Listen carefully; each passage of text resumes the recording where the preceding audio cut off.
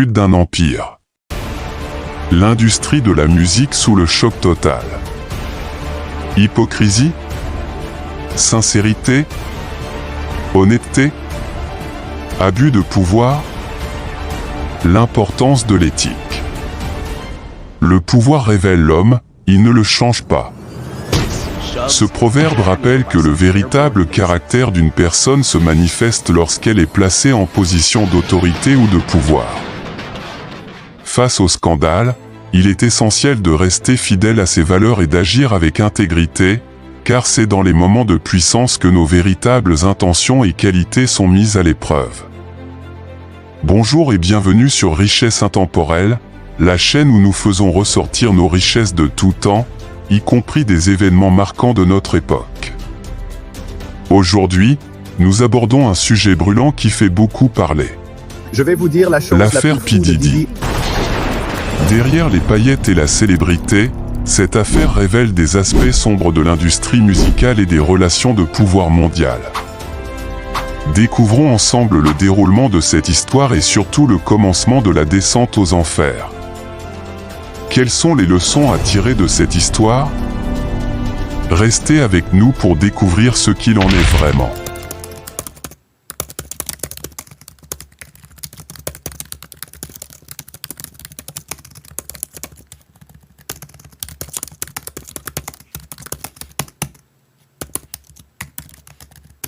Nous aborderons cette affaire en 5 points. Et vous aurez un bonus à la fin. Même aussi une perspective stoïcienne de ces choses.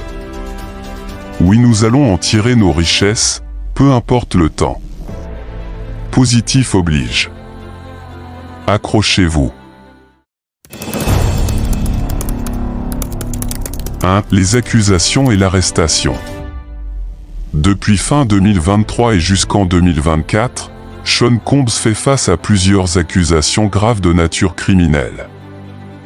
En septembre 2024, il a été arrêté par la police de New York après une enquête fédérale, avec des accusations concernant la traite d'êtres humains, le trafic sexuel et le racket. La nouvelle vidéo de surveillance montre que des peignes ont été détenus dans un hôtel de Manhattan la semaine dernière. Notre correspondant principal en enquête, Aaron Kutersky, est sur les lieux de son arrestation. Bonjour Aaron. Bonjour à toi Robin. Tu savais que l'hôtel où Sean Combs a été arrêté? Vous pouvez maintenant voir comment cette arrestation s'est déroulée ce matin. Regardez comment les agents fédéraux ont pris en détention Sean Diddy Combs. Il a été vu dans cette vidéo entrer dans l'hôtel Park Hyatt à Midtown Manhattan avec d'autres. Quand des agents des enquêtes sur la sécurité intérieure s'approchent et le séparent, ils arrêtent des peignes et le conduisent hors de la porte d'entrée avec des menottes. Son avocat a déclaré que Combs était venu à New York 2 semaines plus tôt dans l'intention de se rendre. Il ne s'attendait pas à ce que les agents attendent à son hôtel lundi dernier soir. Pourquoi le gouvernement ne voulait-il pas se rendre? Parce qu'ils ne peuvent pas demander la détention. Alors ils vont et les arrêtent.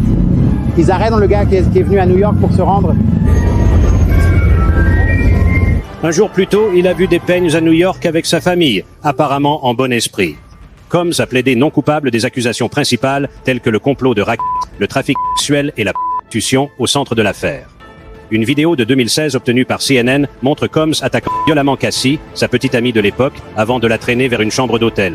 Selon le procureur fédéral, cette vidéo démontre clairement la dangerosité de Combs pour les femmes, ce qui justifie en partie pourquoi 2 juges fédéraux ont refusé sa libération sous caution. Cela doit être un choc culturel à 100%. Je ne peux pas imaginer vivre un mode de vie incroyablement riche et célèbre, puis entrer dans cette installation très sombre, impersonnelle, froide et austère. Combs, qui vivait dans ce manoir de 50 millions de dollars à Miami, est maintenant dans une unité isolée d'une prison fédérale à Brooklyn connue pour ses conditions misérables. L'unité de logement spécial est une unité de blocage 24 heures, ce qui signifie que tout mouvement à l'intérieur de cette unité est contrôlé et coordonné et qu'aucun détenu ne se déplace à l'extérieur de sa cellule sans être en pleine restriction, comprenant des repasses à repasser, des menottes, une chaîne de ventre et au moins 2, sinon 3 membres du personnel les escortant. Quand Combs est arrivé à la prison pour la première fois, il a été surveillé pour suicide. C'est courant pour tout détenu de haut profil. Mais son avocat dit que les peignes ne sont pas suicides. Plutôt, les gars, il est concentré sur la défense, les gars. Très bien, nous verrons ce qui se passera à l'avenir. Aaron, merci.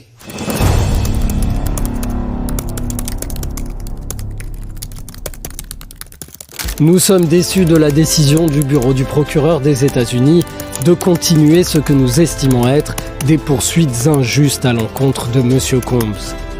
Cette arrestation est la conséquence de multiples témoignages et plaintes, certains datant de plusieurs années, qui affirment que Combs organisait des soirées lors desquelles il aurait exploité et abusé de femmes, d'hommes et de mineurs.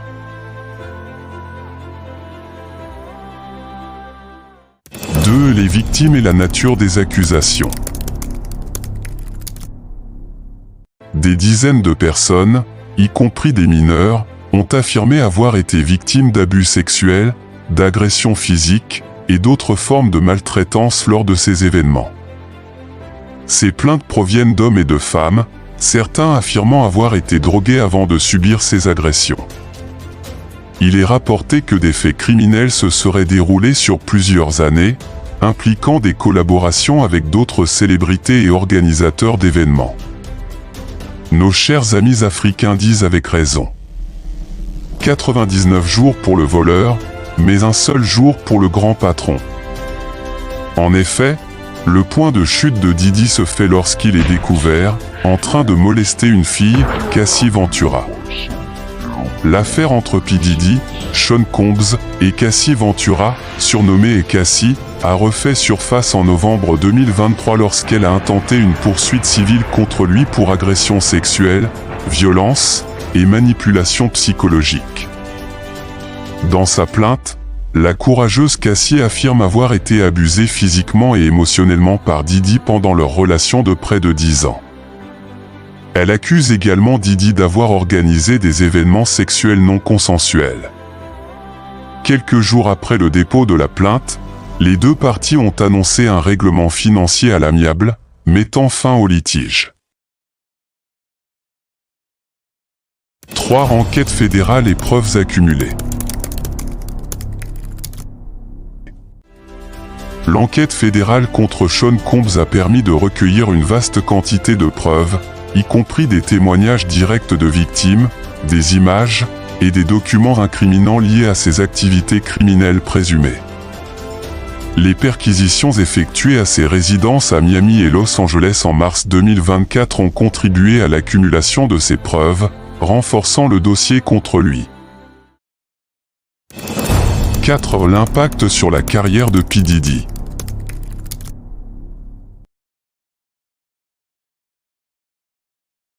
Ces allégations ont mis sa carrière et son empire en péril. En 2024, sa réputation est fortement ternie et plusieurs de ses contrats avec des marques ont été résiliés. Certains experts juridiques estiment que, s'il est reconnu coupable, il pourrait être condamné à la réclusion à perpétuité. Sa défense repose sur la négation des faits et la remise en cause de la crédibilité des témoins. 5. Le procès et ses développements futurs.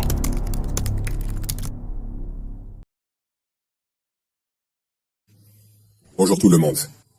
Je suis Damian Williams, le procureur américain du district sud de New York. Aujourd'hui, j'annonce le déblocage d'un acte d'accusation à 3 chefs accusant Sean Combs de complot de rasquette, de trafic sexuel, de transport interétatique pour prostitution.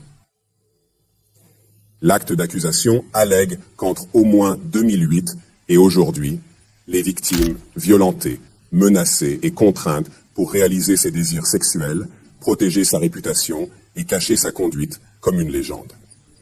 L'acte d'accusation pour exécuter cette conduite, Sean Combs a dirigé et participé à un complot de rasquette qui utilisait l'empire commercial qu'il contrôlait pour mener des activités criminelles, notamment la traite sexuelle, le travail forcé, l'enlèvement, l'incendie criminel, la corruption et l'obstruction à la justice. Permettez-moi de dire un peu plus sur les accusations. L'accusation indique que des femmes ont été maltraitées et exploitées pendant des années et de diverses manières. Comme allégué, ils utilisèrent la force et la menace pour contraindre les victimes à des performances sexuelles prolongées avec des travailleurs du sexe masculin, certaines étant déplacées au-delà des limites de l'État. Combs aurait planifié et contrôlé les performances sexuelles, qu'il a appelées les performances sexuelles monstrueuses, et il les enregistrait souvent électroniquement.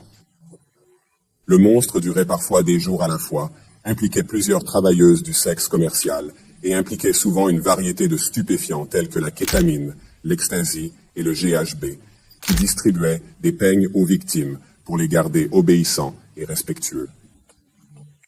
Comme prétendu, quand les peignes ne sont pas à son chemin, il a été violent et il a soumis les victimes à des abus physiques, émotionnels et verbaux afin qu'elles participent au monstre et que les peignes frappent, coupent par des objets et traînent les victimes, parfois par leurs cheveux. Une fois en mars 2016, cette conduite a été capturée par vidéo et rapportée par les médias. Plus précisément, des peignes ont coupé, traîné et jeté un vase sur une victime dans un hôtel en Los Angeles alors que la victime tentait de s'enfuir. Comme prétendu, ces agressions ont souvent entraîné des blessures aux victimes qui ont pris des jours ou des semaines pour guérir. En plus de la violence, l'acte d'accusation allègue que les peignes ont menacé et contraint les victimes à les faire participer aux fouilles. Il a utilisé les enregistrements embarrassants et sensibles qu'il avait fait des monstres comme garantie contre les victimes. Et l'acte d'accusation allègue qu'il a maintenu le contrôle des victimes de plusieurs manières, notamment en leur donnant de la drogue, en leur donnant et en menaçant de retirer un soutien financier ou un logement, en leur promettant des possibilités de carrière, en surveillant leur lieu de se trouver, et même en dictant leur apparence physique. À cause de cela, l'accusation affirme que les victimes ne croyaient pas pouvoir refuser, sans risquer leur sécurité ou subir d'autres abus. L'acte d'accusation allègue également d'autres actes de violence commis par des peignes et d'autres, notamment la violence contre des témoins de ses abus, de son enlèvement et de ses incendies incendiaires. L'acte d'accusation allègue que, à plus d'une fois, les peignes ont porté ou agité des armes à feu pour intimider et menacer les victimes et les témoins. Maintenant, les peignes ne font pas tout cela tout seuls. Comme je l'ai mentionné, Combs a été accusé de complot de RICO. Il a utilisé son entreprise et ses employés et d'autres associés proches pour faire son chemin. Ces personnes auraient compris des superviseurs de haut rang dans l'entreprise, des assistances personnelles, du personnel de sécurité et du personnel domestique. L'acte d'accusation allègue que ces personnes ont facilité les Fanewa. Ils réservaient des chambres d'hôtel et les remplissaient de fournitures, y compris des médicaments, de l'huile pour bébé, du lubrifiant, des draps supplémentaires et de l'éclairage. Lorsque les chambres étaient endommagées, ils aidaient à nettoyer.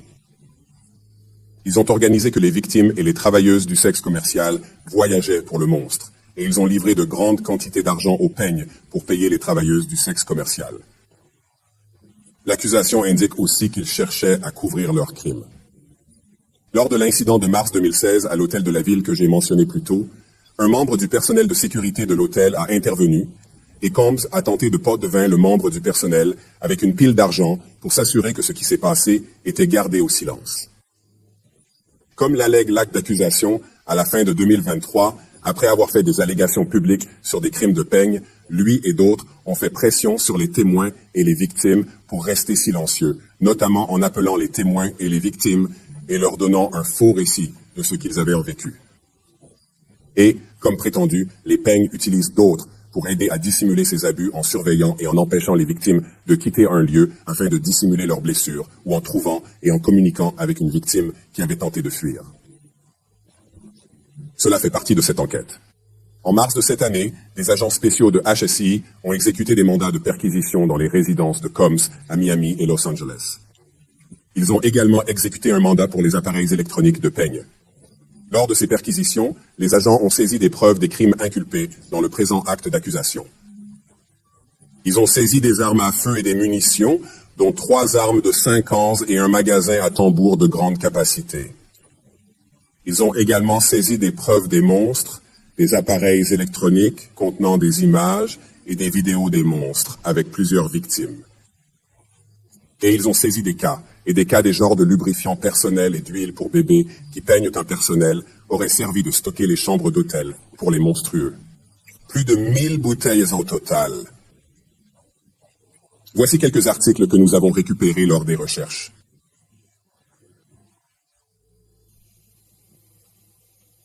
Comme montré ici, il s'agit d'un magazine à tambour, haute capacité, contenant environ 59 cartouches, selon moi.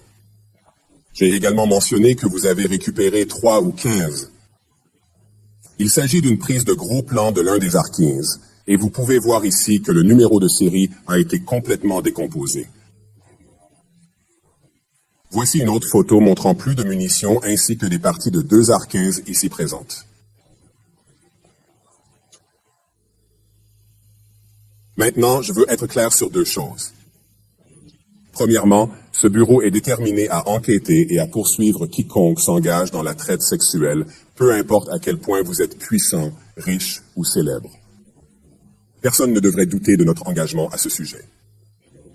Il y a 1 an, Sean Combs était debout sur Times Square, où une clé de la ville de New York lui a été remise. Aujourd'hui, il a été inculpé et sera jugé dans le district sud de New York. Deuxièmement, nous n'avons pas fini. Cette enquête est en cours et j'encourage tous ceux qui ont des informations sur cette affaire à se présenter et à le faire rapidement. Toute personne ayant des informations peut appeler le type 1874 HSI. Je tiens à exprimer ma profonde reconnaissance aux victimes et aux témoins qui ont utilisé leur voix et aidé à faire révéler cette conduite criminelle. Nous ne serions pas ici sans eux. Je tiens également à remercier les agents de cas dédiés à la traite des personnes de l'HSI à New York. Ils ont été avec nous depuis le premier jour, travaillant sans relâche sur cette enquête. Ils continueront d'être des partenaires inestimables pour nous. Je voudrais exprimer ma gratitude aux agents et analystes exceptionnels de SCNI pour leur assistance énorme dans cette affaire. Je suis extrêmement reconnaissant pour leur dévouement continu. Et enfin, je tiens à remercier les exceptionnels procureurs de carrière de SDNI qui traitent cette affaire, Meredith Foster, Emily Johnson, Chrissy Slavic, Madison Schmeiser et Mitzi Steiner, et leurs superviseurs, Jamie Backwhipper et Jacqueline Kelly. Ils sont membres de l'unité des droits civils de notre division pénale. Nous avons créé l'unité des droits civils quand je suis devenu avocat américain. Je suis profondément fier de leur travail sur ce cas et tant d'autres cas. Je vais prendre quelques questions maintenant. Eric Katersky, EBIC. Damien, merci. L'acte d'accusation décrit les abus agressifs, ouverts, violents et hédonistes que vous dites récurrents et largement connus. Pourquoi les forces de la loi ont-elles fallu si longtemps pour intervenir? Combien de femmes ont été victimes par Sean Combs et combien d'autres ont été impliquées? Notre enquête est en cours. Nous sommes engagés à rendre justice à tous ceux qui ont été victimes par l'accusé. Je ne peux pas expliquer pourquoi cela a pris autant de temps, mais l'important est que nous sommes ici aujourd'hui avec une détermination à assurer la justice. Prochaine question. Julia Ainsley, NBC. Merci d'avoir fait ça. Vous avez dit que nous n'avons pas fini et que les peignes ne l'ont pas fait seuls. Prévoyez-vous qu'il pourrait y avoir d'autres charges liées à cela? Au cas où je ne retire rien de la table. Journée de Newsday de Janet Fisher. Quelle est la différence entre la trafic sexuel et les initiatives de promotion de voyages pour le tourisme? Le but de la prostitution. Eh bien, il y a différents crimes avec différents éléments. Je ne pense pas que nous devrions entrer dans les débats juridiques en ce moment, mais la traite sexuelle, nous pensons que ce sont tous des infractions graves, mais la traite sexuelle comporte des sanctions importantes. Et nous sommes satisfaits d'avoir pu porter cette accusation, une coercition plus que l'autre. Je ne pourrais pas y entrer, mais tu peux le rechercher. Et oui, la traite sexuelle, surtout lorsque la force ou la coercition est un crime très grave et comporte des sanctions importantes. Bonjour. Cher Miles, ABC7 New York. Merci pour cette conférence de presse et pour les détails des questions. En tenant compte de cet acte d'accusation et des informations présentées au grand jury, pourriez-vous clarifier le nombre exact de victimes? Il était mentionné le pluriel et l'acte d'accusation, mais pouvez-vous préciser le nombre de victimes uniquement pour cet acte d'accusation particulier? Et deuxièmement, pouvez-vous fournir des détails sur l'incendie criminel présumé? Malheureusement, je ne suis pas en mesure de fournir le nombre de victimes. T'as raison là. Nous sommes intentionnellement en disant multiples. Les détails de l'incident d'incendie se limitent à ce que nous avons dans l'acte d'accusation et aussi à la lettre de détention que nous avons déposée, qui contient plus de détails que l'acte d'accusation à divers moments. Mais nous n'avons rien de plus au-delà de cette question. Lynn Tran, CNN. Est-ce que quelqu'un de ses complices ou associés soit soumis à une enquête? Et pourrait-il faire face à d'autres accusations? Donc l'enquête est en cours. Cela signifie à la fois pour lui et pour quiconque autre qui, nous croyons, a commis le crime avec lui ensuite. Question JP. Bonjour, à partir de 10 sur 10 victoires, quelques indications indiquant que certaines des femmes ou victimes ici étaient emprisonnées dans ces résidences et qu'il avait des endroits où il les gardait et qu'on ne leur avait pas permis de partir. Et aussi, il est inculpé ici, même s'il y a eu des fouilles et des raids à la Miami. Pourquoi à New York? Eh bien, je suis manifestement partial. En tant que procureur américain du district sud de New York, je pense que nous avons un cas exemplaire pour traiter certains des crimes sexuels les plus importants, vastes, complexes et difficiles. Traite des êtres humains, exploitation de la main-d'œuvre, vous nommez, le district sud de New York peut le faire. Et nous en sommes extrêmement fiers. L'étendue et la complexité de cette enquête ne sont pas des éléments que nous évitons, mais que nous accueillons et continuerons à embrasser. Posez votre question sur s'il a emprisonné quelqu'un. Tout ce que je peux dire, c'est que, vous savez, j'ai mentionné l'incident de mars 2016 où une vidéo montrait une victime tentant de fuir avec une violence impliquée dans un hôtel. Matthew Lee, presse du centre-ville. Merci beaucoup. Votre bureau prévoit-il de demander une détention prolongée ou arrivez-vous à un accord de projet de loi? Si oui, pourriez-vous en dire plus? Le cas de R. Kelly dans Ethnie en termes d'éléments. Merci. Nous allons donc demander la détention. Nous avons déposé une lettre exposant nos raisons de demander la détention provisoire. Je ne peux pas aller au-delà de ce qui figure dans la lettre, mais tout le raisonnement et la loi y sont inclus. Il y a une présomption de détention dans un cas comme celui-ci, et nous pensons que cela est justifié. John Ennis, Nouvelle quotidienne de New York.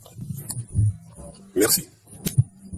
J'espérais obtenir plus de détails sur les fouilles de sa résidence, les armes à feu, les boîtes de lubrifiant et les vidéos. Où ont-elles été trouvées dans sa résidence? Sont-ils tous dispersés dans les maisons à un seul endroit? Je voulais donc juste mieux comprendre comment ces trucs ont été trouvés. Eh bien, écoute, je pense que certains des détails que vous recherchez figurent dans la lettre de détention. Donc, par exemple, certains des AR-15, 2 des 3 AR-15, ont été trouvés dans le placard de sa chambre à Miami, divisés en parties avec des magazines chargés de munitions. Donc, certains de ce détail figurent dans la lettre de détention. Je ne pourrais pas entrer là où les autres articles étaient stockés. Bangkok Post. Merci beaucoup d'avoir fait cela. Votre bureau était le bureau qui avait poursuivi Jeffrey Epstein avant qu'il ne mourra en détention. Je n'ai pas encore lu votre mémorandum de détention. C'est la première chose que je vais faire après que ça se termine. Mais est-ce que le mémo adresse ou que votre bureau s'intéresse à la sécurité des peignes en détention compte tenu de ce qui s'est passé avec Epstein? Nous nous intéressons donc à la sécurité de quiconque. Chaque fois qu'il est détenu avant le procès, fait partie de nos obligations de garantir la sécurité des personnes et de notre système de justice pénale. Donc, mais je ne trouve aucun lien entre le suicide de Jeffrey Epstein et ce qui peut ou ne peut pas arriver à un autre accusé pendant qu'ils sont détenus en préparation du procès. Et bien sûr, la décision de détenir l'accusé sera de la part d'un juge. Nous pensons que la détention provisoire est justifiée selon la loi et les faits de cette affaire, et je vais en rester là. Certains des procureurs de cette affaire sont-ils certains des mêmes procureurs qui avaient traité cette affaire ou qui ont travaillé sur l'affaire Maxwell? Donc je ne vais pas entrer dans le personnel. Je dirais que cette équipe, ce groupe de l'OSA, ce groupe incroyable, travaille sur cette affaire 24 heures sur 24 et ils ont les mains pleines. Prochaine question. Gus Rosendale, NBC News. Monsieur Combs, l'avocate a déclaré que son client avait coopéré avec les enquêteurs ce matin. Avez-vous une réaction? Laissez-moi juste dire ça. Je pense que, en général, et avec de plus en plus fréquence, le mot coopérative ou coopérative a pris une élasticité énorme. et il n'a plus vraiment aucune relation avec ce que signifie le mot lorsque nous l'utilisons dans un contexte très spécifique. Donc, répondre à des processus légaux et similaires ne tient pas compte de coopération lorsque nous utilisons ce terme ici. Mike Sasak, MP. Grâce à cette fin, a-t-il eu une discussion sur la rendue de Mr. Combs? Je comprends qu'il a été détenu dans un hôtel de Manhattan hier soir, et peut-être que ce n'était pas le plan. Pouvez-vous expliquer comment cela s'est produit et pourquoi c'est le cas? Je ne suis pas. Sera en mesure d'entrer dans tout type de détails opérationnels quant à la façon dont il a été pris en détention et quand il est en détention en ce moment. Il comparaîtra devant le tribunal plus tard aujourd'hui. A-t-il été question de sa reddition étant donné qu'il prétende qu'il coopère? Je ne pourrai pas entrer dans les tactiques ou les opérations de l'application des lois.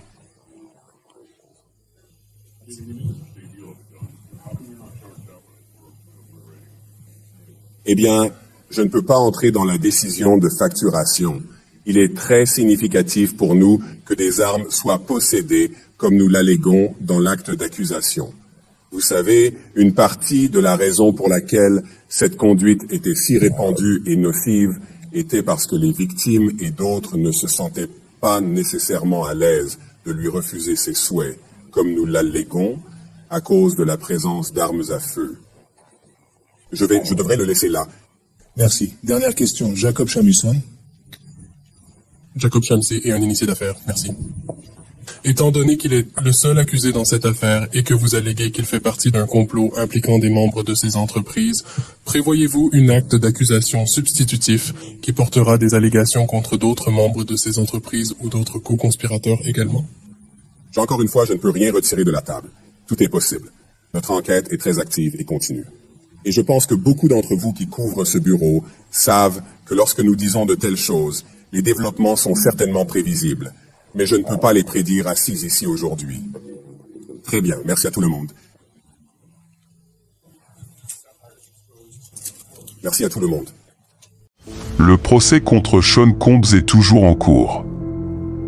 Sa détention provisoire a été ordonnée en septembre 2024, et les audiences judiciaires se poursuivent avec la présentation de nouveaux éléments à chaque étape.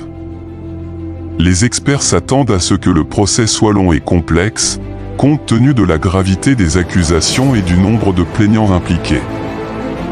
Cette affaire a pris une ampleur sans précédent en raison du nombre élevé de victimes présumées et des accusations qui s'accumulent depuis plusieurs années, avec des développements médiatiques en cours.